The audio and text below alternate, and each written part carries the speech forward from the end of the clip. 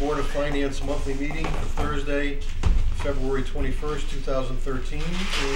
And the first item on our agenda is public comments. And seeing no one in the audience, we'll skip to item 2, which is Director of Finance and Operations report. Tony. Okay, the report through January 2013 is this was before the storm, surplus of about $198,000, and that's about $4.7 million, or 11.2% of our fund balance for our budget. A couple of highlights: we've got a department revenue projected surplus of $38,000, primarily due to surpluses in conveyance fees, town clerk fees, zoning permits and building permits, and transfer station fees. We received some additional recycling revenue from Swerock, which also helps to boost that surplus. Swerock is our regional recycling group that we belong to, and there'll be a little more about that later on in the meeting. So those are collectively about $108,000 to generate a surplus. In contrast, the golf revenues are projected to short about $70,000. So there's your $38,000 surplus. We had workers' compensation has a deficit of about $58,000. There's actually funding in this month to address that there, so that you can have an accurate reading of contingency going forward. So you don't have to think, well, we might have to cover this, we might not. We'll keep an eye on the police budget, and if there's some opportunities there, I'm not sure there will be, given some expenses recently, but there may be. So that's the $58,000 there. Amity, we've discussed, there's a surplus there of $85,000. Waste management should have a surplus of about $20,000. So that's due to some lower than tonnage.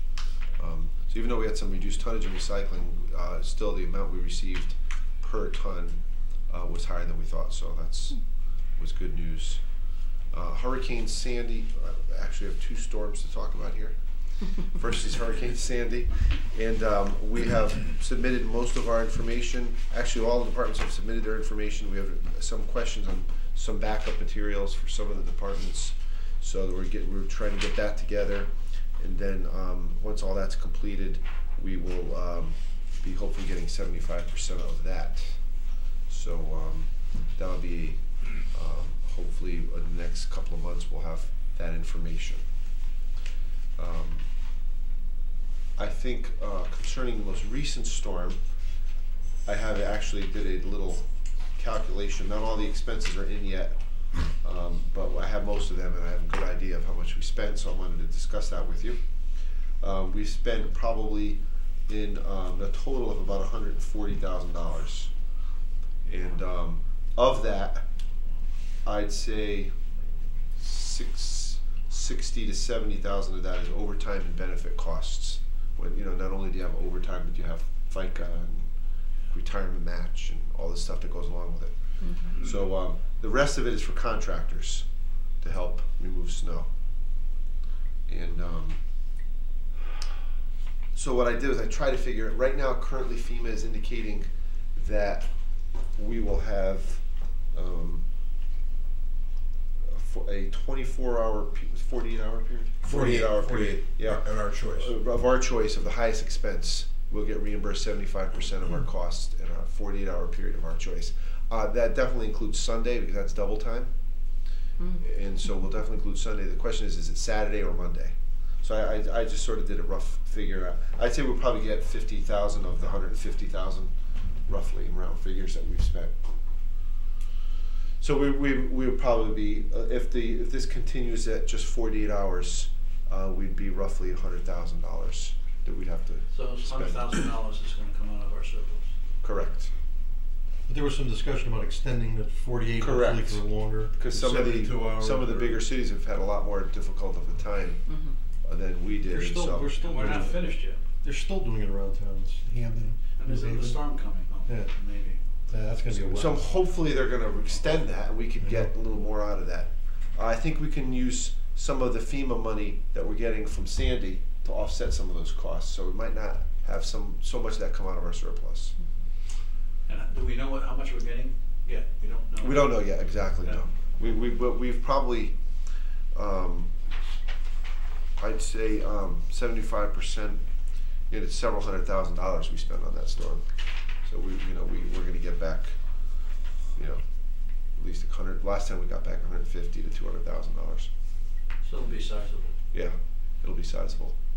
Tony, does that include things like the cost of diesel fuel to operate the trucks, plows, that sort of thing? For what they do is they reimburse you on an amount per truck, sort of like a mileage reimbursement kind of, that sort of setup. You're getting good at this, Tony, right? Yeah. Had a lot of practice lately. So it includes maintenance and diesel and all that stuff. They just pay per mile, Okay. or it's per hour actually, but they pay it per hour the truck is used. And then you get reimbursed for the employee's time, and then you get reimbursed for the benefit piece. It's about 15%. So when you say we spent 140,000, is that? That's how much we spent in total, cash out the door. And does that include diesel fuel and? That Or includes just employee? that includes employees. That includes benefits. That includes contractors. That includes majority of it. There's probably a little more in diesel fuel, probably. That would be a little more, but so it's roughly 150,000 if you all in. There's a couple of repairs we have to make, a couple of trucks that went down. Hopefully, if we ever get a storm of this magnitude again, we'll have our new garage, and Hopefully. that'll make life easier for these poor guys. I feel for them, really. One thing that there's a couple of things we learned from the storm, that I think will be helpful for the future. I hope you never have to use it. What have you learned? Well, one big thing is contractor assistance. Yep. That was helpful. So to sort of formalize that, there's no real formal budget for that in our budget. And that's something to think about. No, Do you have when snow falls at that rate, it's very difficult to keep up. Yeah. We had 38 inches of snow in less than 24 hours. So, Yeah. I related to a few people when they come down my street. Of course, I live on a dead end. Usually, they go up and they turn around at the end. They clean up the end, and they come back. It's probably 10 minutes. Did you say? 10 minutes. It took 2.5 hours the night they came to do it. He was literally going 4 feet, backing up 4 feet, had nowhere to put it. It was. I was looking at this poor guy, and he only ended up making a path. Right. He couldn't do anything more than that, but I could just see the truck couldn't handle it. So the average plywood is what, over 2 hours? right. Right. 2.5 hours. 2.5 hours. So if you figure it's coming down 6 inches an hour or whatever, Yeah. you could do the math there. It was, But then when the wind, we were trying to keep up with our driveway. When the wind started to blow, you couldn't see 3 inches in front of your face. yeah. It was a storm of, like I said, I call it the 62-year storm because I'm 62 years old and I never saw anything like Now, that. one other thing we have is in our public works Or budget. something like that. Typically in Could've the brought you cake. typically in the spring. Yeah. White thing here. Typically in the spring in public works, what we'll do is road maintenance, not paving. This is maintenance to roads, crack sealing, Right. patching, Right. et cetera, et cetera. That budget was most of it available in there, and so that's where a lot of the contractor assistance was charged. So it sort of used up all of that budget. So, worst case scenario is we don't do any road maintenance this year. Right. And we spend all of it on, if you look, it's an $80,000 budget, and in this report, we spent $4,800, so there was $75,000 remaining in that budget, and now there's nothing. That's where a lot of it went, to the contractors, so, That's what it is. Now, do you have a preferred list of contractors? that's what we're working on, to get more of a formal, more of a, something you can go to right away, sort of a procedure.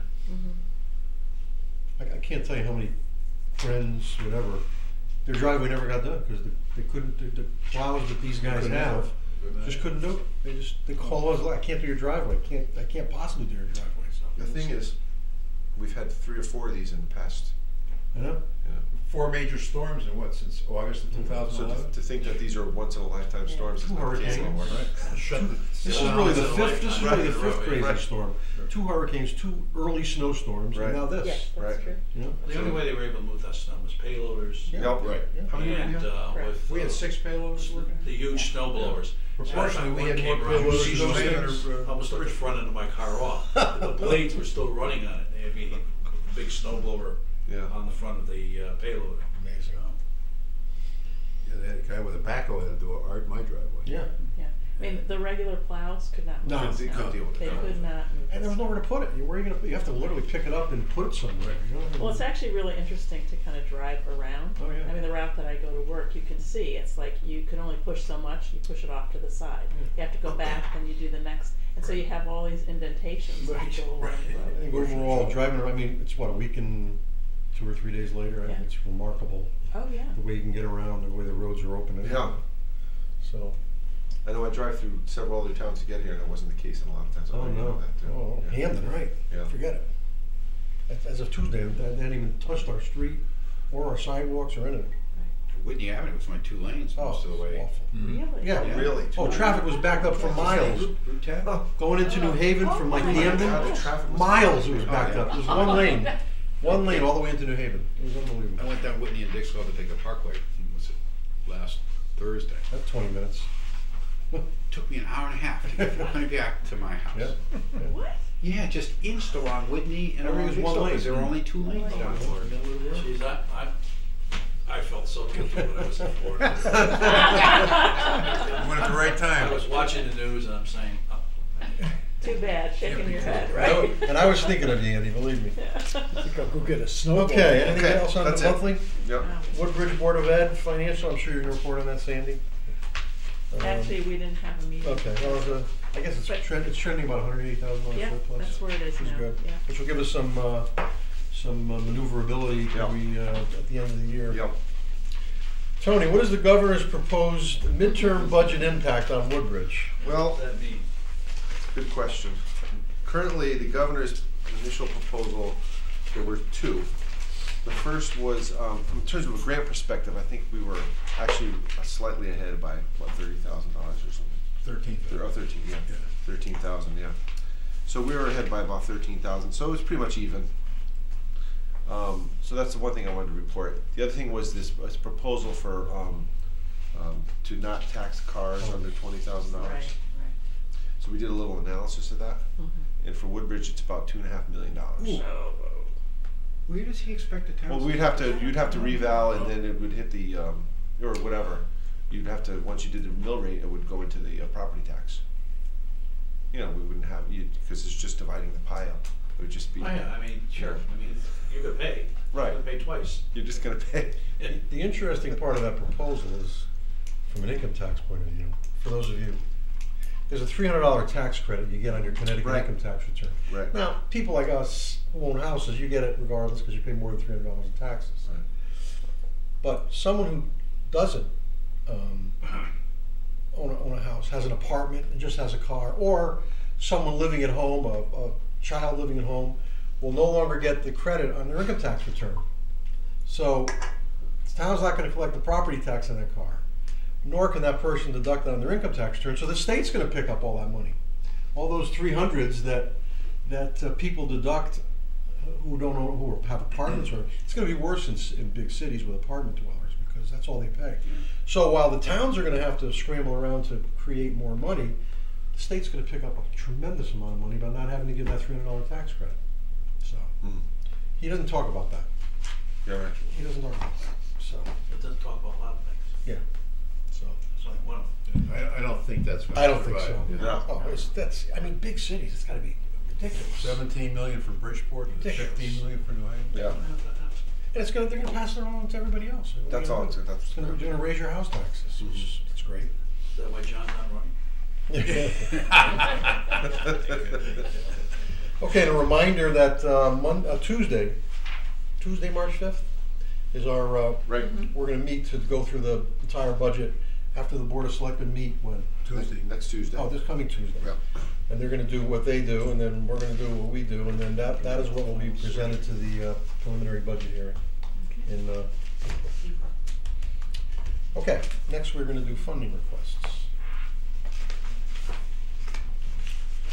The first, we have how many? We have 1, 2, 3, 4, 5. Five.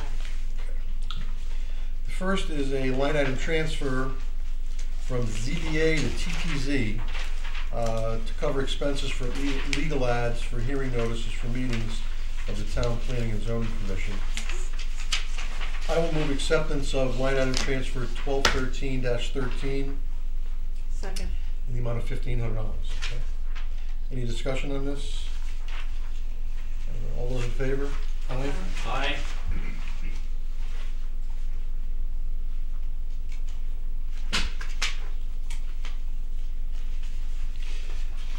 Okay, next is another line item transfer from the revenue line to the TPZ to transfer revenue received from application fees to the expense account for payment of the consultant fees. Maybe just give us a brief explanation. Sure. But let me move it first. Yeah. I'll move acceptance of line item transfer 1213-14 in the amount of $4,500. Second. Tony. This is something we've done in the past, and basically what happens is TPZ will collect fees from the applicant, and then we will use those fees to pay for a study, which it has in the attached memo. It's sort of in the, it's just more of an accounting sort of maneuver, but we have to appropriate those funds to an expenditure in order to use them, as opposed to, so that's what this is for. It just increases the expense from the revenue collected. Okay. Any questions on that? All those in favor? Aye. Next is a request for funding to fund the heart and hypertension claims for 2 police officers. These claims were not budgeted for in the budget process and are to be paid in FY13. I'll move acceptance of request for funding 1213-15 in the amount of $58,200. Second. Anything on that of special? I think we talked about this before. No, I just think you all had it. Yeah, okay. Yeah, this is from the, we discussed this before. This was just to make sure that our contingency is now, you can see it here.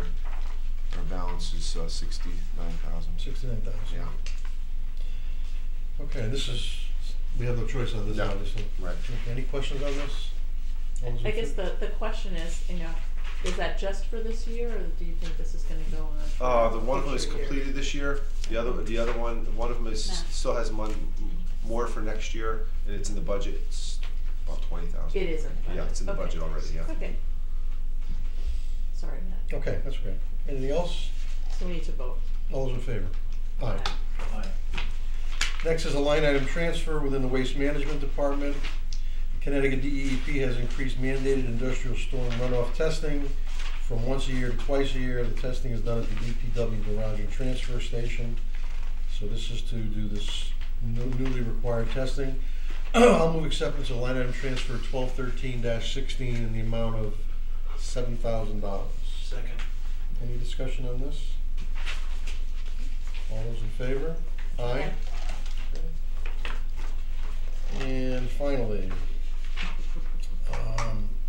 a line item transfer to buy a truck. I guess we're taking the money out of the ladder truck reserve and Correct. moving it into the tanker truck Right. to the tune of 162. So that cleans out the ladder truck reserve? Correct. Okay. And buys a needed tanker truck. Yeah, and the tanker truck is, how old is that truck? 1978, And it was a retrofitted garbage truck. that's correct. So So this will cover the difference and allow us to pay for this in correct, full. in cash as opposed to leasing it or some other mechanism. Okay. So now that reserve account is down to 0? Pretty much, yeah, a couple $100 or something. Yeah, it's pretty much down to 0. Will we get any salvage? Not The much. truck. It's a I seven- couldn't honestly couldn't it's a tell you. 78 Peterbilt cab. It does have a good tank on it, but I don't think you're gonna get much from it. We'll certainly give it a shot. Yeah. You might get a few bucks for the nice tank thing that's on there, but Mhm. the body of that truck is just that, a body. And are they gonna purchase a new truck? Yes, that's Or what is this Yeah, we went out to bid A new tanker. Okay. for tankers, and we received 3 bids, Okay. and this is the bid. That was the winning bid. Alright. So the request is to do that, and then the fire department would like to request the reimbursement of this fund in the next year's budget cycle. No, you didn't.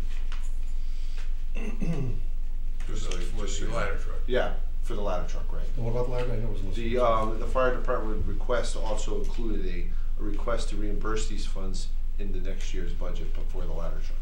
So that would be, as we explained at the selectors meeting, that'll be in the budget cycle. Yeah. Okay. I will move acceptance of line item transfer 1213-17 in the amount of $162,211. Second. Any further discussion? All those in favor?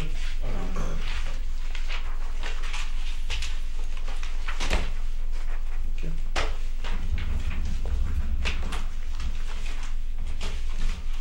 Next, we have the approval of minutes of our regular monthly meeting of January 17th.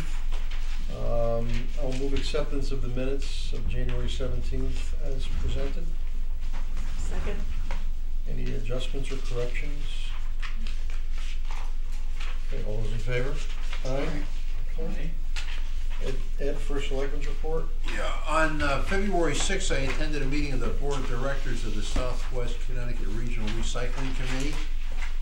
And that consists of 10 towns: Bridgeport, Westport, East Haven, Orange, Milford, Fairfield, Easton, Monroe, Stratford, and Woodbridge. And the vote was to enter into a contract with Winter Brothers Waste Systems of Danbury, a contract to be effective July 1st, 2013, to process recyclable matters at a guaranteed rate of $20 per ton. We solicited bids. We got 3 bids, and Winter Brothers was the highest or lowest bid, depending how you look at it. We're presently receiving $13 a ton, so this is a substantial increase. And there's no guaranteed tonnage by this consortium of towns, and so that's a step in the right direction in terms of recycling. Orange at that meeting submitted a motion or request to withdraw from the consortium, and that was turned down 9-1. I think Orange may reconsider after they realize that this rate of $20 per ton is about as best as you can get. So, but that's up to them. They can resubmit that if they like, and we're led to believe that Weston may join this consortium for recyclables. And then just to follow up on the blizzard of 2013, as you know, we had substantial snow over we had substantial snow over a 24-hour period or less, 38 inches. We have 5 feet or more of drifts, and this snow, as you all know, was difficult to plow and was time-consuming. We had 16 pieces of snow removal equipment of the town in use. We also had several private contractors assisting, and these contractors and town employees worked overnight on February 10, 11, and 12 to get our roads passable. And all roads were passable as of Tuesday, I believe it was February 12th. And then we did additional work during that time frame to make all the roads suitable for bus traffic, school bus traffic, so that school was able to open on February 14, which was a Thursday. And we were concerned to make sure that before school was going to reopen, that the roads would be safe, not only for the school buses, but for the kids who were standing on the side of the road. So that was the reason we reopened on Thursday. During this period, we had the storm shelter open. It was open from February 9th to February 11th, from, I guess it was Friday to Sunday. We had 4 persons at the shelter, none of whom were from Woodbridge, all of whom were stranded in motor vehicles going through Woodbridge, including a pregnant lady and her husband from Southbury, who we put up for 2 nights, I believe. So that was an interesting aspect. So I guess we were the Good Samaritans or whatever. And we met every day during the storm, beginning on Friday with the Chief of Police, the Fire Chief, Public Works Director, Human Services Director, to assess the storm and make plans accordingly. The Emergency Operations Center was open during that period, fielded calls, tried to tell the residents as best they could as to the present status of the storm and when snow was going to be removed. No system is perfect, but they did a great job. And so I publicly have thanked at the Board of Selectmen meeting all these people, including police, fire, and especially the Public Works Department, who worked extremely hard on this, and we thank them for their efforts. And we got a number of communications from the public, most of which, overwhelming number of which, were very favorable. There were some that weren't so favorable, but that's what you have when you have a blizzard. So we thank them, and hopefully we won't have to experience this storm of this sort in the near future. So that's my report. I concur that the, once again, our Public Works Department, which had the primary responsibility, did a fantastic job under just impossible circumstances. You just can't have enough equipment for a storm like this. And, I'm just, as I said before to Joe, I'm looking forward to the next storm when we have a garage. And these guys can have cars, can have their trucks inside and not have to stand outside and get them. And when one breaks, they've got room to fix them and so forth. So, 'cause I'm sure there had to be a lot of breakdowns. So that's all. That's not too bad. An axle went on one truck and the usual hydraulics on the other. And, you know, I remarked a few people, when you read year after year after year, municipalities, no tax increase, no tax increase, no tax increase. When salaries are going up and benefits are going up and expenses are going up. What's happening is they're not funding new equipment. They're not funding repairs for equipment. And when storms like this hit, this is when they get into trouble. And that's the truth. I mean, I always marvel at cities there year after year after year after year. They don't increase taxes at all. Right. I'd rather see my taxes go up $50 and have my street plowed than whatever. So I just think that I think they did a phenomenal job. I mean, it's just you can't compare this to anything I've ever experienced. I mean, I was around for the storm of 78, but it wasn't. That was over several days. Yeah, it was, and they shut the state down and whatever, but it wasn't like this. This was phenomenal. So. Okay, liaison reports. AME's meeting, of course, was canceled. It was the Monday of the storm. And then the following Monday was President's Day, so we're meeting Monday, this coming Monday. So I really have nothing. We're going to be hopefully approving the budget, which lowered a bit from the last time I spoke. It's the same one that you gave me last time. Yeah, it's the same. And I'm hearing Orange is going to be in favor of it, which we'll see. That's what I'm hearing.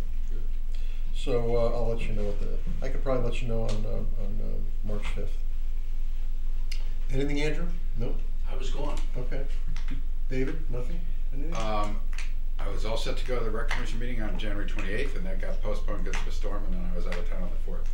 But the major, I did look at the minutes, major question about the meeting room in the new firehouse. A number of people wrote in asking for specific concerns, VOC paint, a couple of other things, and everything seemed to be accommodated, so I think they were happy. Sandy? So the library and the Board of Education. That was a Monday. was also Monday, February 11th, Okay. so those were not held. Okay. Anything else? I just want to compliment Ed, because I think he was very agree. involved in terms of orchestrating all the different activities during the storm. And your, calls were very helpful. I think they were very informational. And I mean, it really helped people understand what the town was trying to do. So thank you very much for all your efforts. You're welcome. And I did get your calls when I got there. Kept up to date. Yeah. All right, thank you. Okay. Anything else? All right, motion to adjourn. I'll make the motion. Second. All those in favor? Aye. Aye.